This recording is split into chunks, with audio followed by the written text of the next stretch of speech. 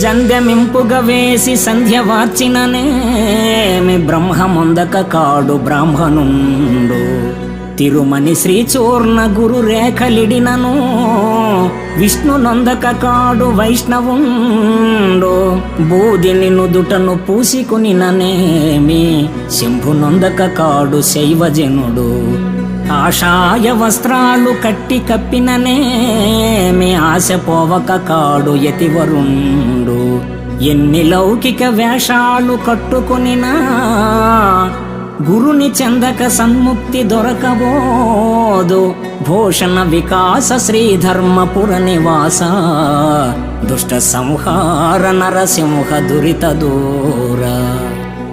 జంధ్యము వేసి సంధ్యావందనం చేసిన బ్రహ్మజ్ఞానంచే బ్రహ్మానుభూతి లేక బ్రాహ్మణుడు కాలేడు. నుదిటిపై తిరునామాన్ని తిలకంతో దిద్దిన విష్ణుతత్వానుభూతి లేక వైష్ణవుడు కాలేడు. అనుభూతి నొందక విభూతి పూసుకున్న శైవుడు కాలేడు. కాషాయాన్ని ధరించినా ఆశ చావకపోతే సన్యాసి కాలేడు. ఎన్ని లౌకిక వేషాలు వేసినా విశ్వగురుని గుట్టు కాననివాడు ముక్తి పొందలేడు.